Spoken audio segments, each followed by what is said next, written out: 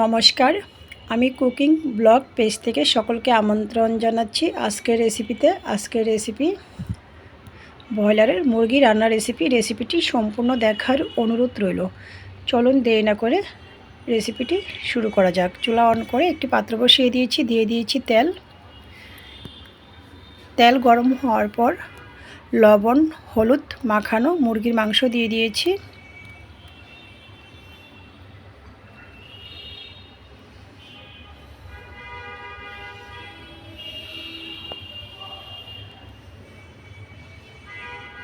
তো এক পিঠ ভাজি হওয়ার পর খুন্তির সাহায্যে উল্টিয়ে নিচ্ছি। এতটা কড়া করে ভাজবো না। ভাজি হয়ে গিয়েছে, নামিয়ে নিয়েছি। বাকি মাংসটাও সেম প্রসেসে ভেজে নেব।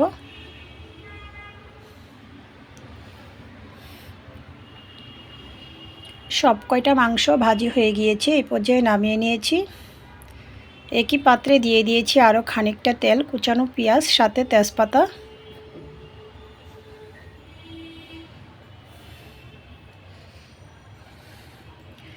পেস্টে ব্রাউন কালার হওয়ার পরে দিয়ে দিয়েছি পরিমাণ মতো পেঁয়াজ রসুন আদা বাটা, মশলা কষানোর জন্য জল পরিমাণ মতো, হলুদ গুঁড়া স্বাদ মতো, লঙ্কার গুঁড়া স্বাদ মতো, লবণ দিয়েছি। নাড়াচাড়া করে মশলাটা কষিয়ে নিচ্ছি। স্বাদ মতো কাঁচা লঙ্কাটাও দিয়ে দিয়েছি। দিয়ে দিয়েছি নিজের হাতে বানানো টমেটো সস অথবা কেচাপ, রেসিপি দেওয়া আছে।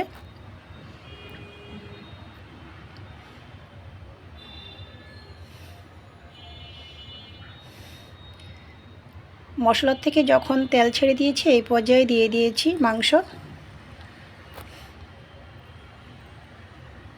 ঢাকনা দিয়ে দিয়েছি, নাড়াচাড়া করে ফিরে আসছি মিনিট দুয়েক পর। ঢাকনা নামিয়ে নাড়াচাড়া করে নিয়েছি।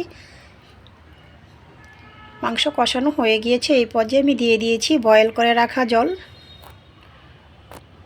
নাড়াচাড়া করে আবারও ঢাকনা দিয়ে দিয়েছি, ফিরে আসছি খানিকক্ষণ পর। ঢাকনা নামিয়ে দিয়ে দিয়েছি ভাজা ধনিয়া জিরা একসাথে গুঁড়া।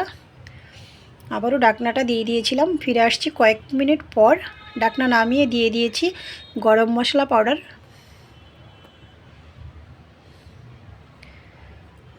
নাড়াচাড়া করে আবারও ঢাকনাটা দিয়ে দিয়েছি।